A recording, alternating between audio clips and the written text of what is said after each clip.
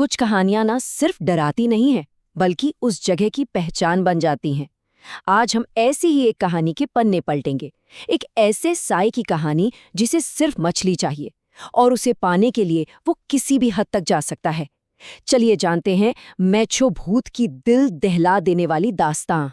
जरा सोचिए, आधी रात को आपके दरवाजे पर कोई जोर जोर से दस्तक दे रहा हो और ये डरावनी आवाज सुनाई दे। एक बिल्कुल शांत हवेली में रहने वाले परिवार के लिए ये शब्द एक कभी न खत्म होने वाले खौफ की शुरुआत थे।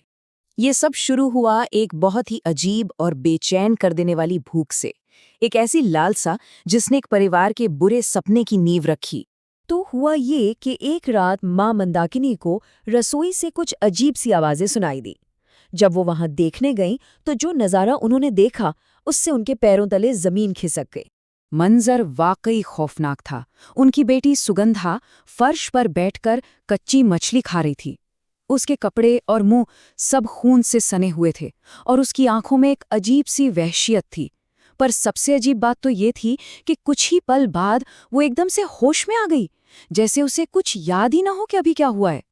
लेकिन ये खौफ सिर्फ सुगंधा तक ही नहीं रुका। उसी रात उसकी बहन इंद्राणी के कमरे का दरवाजा कोई जोर जोर से पीटने लगा और बाहर से जो डरावनी आवाज आ रही थी वो सुगंधा की ही थी, जो बार बार सिर्फ मछली मांग रही थी। अगली सुबह जब परिवार उठा तो उनकी चीख निकल गई।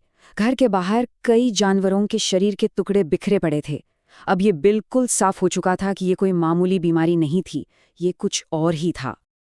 अब परिवार को समझ आ गया था कि उन्हें मदद की जरूरत है। उन्होंने भुवन नाम के एक लोकल गाइड को बुलाया और यहीं से इस आतंक के पीछे की असली सच्चाई सामने आने वाली थी। भुवन ने जैसे ही उनकी पूरी कहानी सुनी, उसके चेहरे का रंग उड़ गया। उसने उन्हें बताया कि जिस चीज का वो सामना कर रहे हैं वो कोई इंसान या बीमारी नहीं, बल्कि एक बहुत ही भयानक साया है। और तब भुवन ने उस आत्मा का नाम बताया, मेछो भूत। उसने समझाया कि ये एक ऐसी आत्मा है जो नदी के पास भटकती है और जिसकी मछली की भूख कभी खत्म नहीं होती। यही वजह थी कि गांव वाले उस हवेली के पास आने से भी डरते थे। भुवन ने जो बताया उससे परिवार के होश ही उड़ गए। मेछो भूत की भूख हर बार खाने से और भी बढ़ जाती है। वो एक शरीर छोड़कर दूसरे शरीर में जा सकता है और उसका आखिरी मकसद पूरे परिवार को खत्म करना होता है। भुवन किसी तांत्रिक को खोजने के लिए निकल गया, लेकिन अब परिवार को एक और रात उस साई के साथ अकेले गुजारनी थी। और ये रात पहले से कहीं ज्यादा भयानक होने वाली थी। अब कहानी में एक ऐसा मोड़ आता है जिसकी किसी ने कल्पना भी नहीं की थी। परिवार जिसे शिकार समझ रहा था, असल में शिकारी कोई और ही निकला। उस रात घर में जो हुआ वो बहुत ही अजीब था। मेन दरवाजे पर जोर जोर से धमाके होने लगे, सामान पटकने की आवाजें आने लगीं, किसी के बिस्तर के नीचे से खरोचने की आवाजें आ रही थीं और अचानक एक खिड़की अपने आप जोर से खुल गई। पूरा घर दहशत में था। पर यहीं पर सबसे बड़ा सवाल खड़ा होता है। परिवार ने तो सुगंधा को उसके कमरे में बाहर से बंद कर दिया था, वो बेहोश थी, तो फिर ये सब कौन कर रहा था? अगली सुबह भुवन एक सिद्ध पुरुष यानी एक तांत्रिक को लेकर पहुंचा। उन्होंने आते ही अपनी तंत्र क्रिया शुरू कर दी ताकि ये पता लगाया जा सके कि असल में घर में हो क्या रहा है। और जो सच सामने आया उसने सबके होश उड़ा दिए।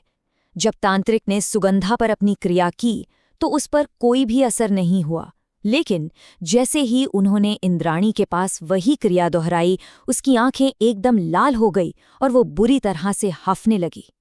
और फिर इंद्राणी के मुंह से वो भयानक आवाज निकली जो मैछो भूत की थी। उसने तांत्रिक को चुनौती दी और उसमें अचानक जैसे 10 आदमियों जितनी ताकत आ गई थी। तांत्रिक ने तब असलियत बताई। हुआ ये था कि जब इंद्राणी ने पिछली रात अपनी बहन के लिए दरवाजा खोला था तो मेछो भूत ने सुगंधा का कमजोर शरीर छोड़कर उसके शरीर में प्रवेश कर लिया था। मतलब पिछली रात का सारा आतंक इंद्राणी ने ही मचाया था। अब परिवार के पास बस आखिरी मौका था। उन्हें नदी के किनारे एक बहुत ही खतरनाक अनुष्ठान करना था ताकि उस आत्मा से हमेशा हमेशा के लिए छुटकारा पाया जा सके। ये अनुष्ठान बहुत ही ज्यादा जटिल था।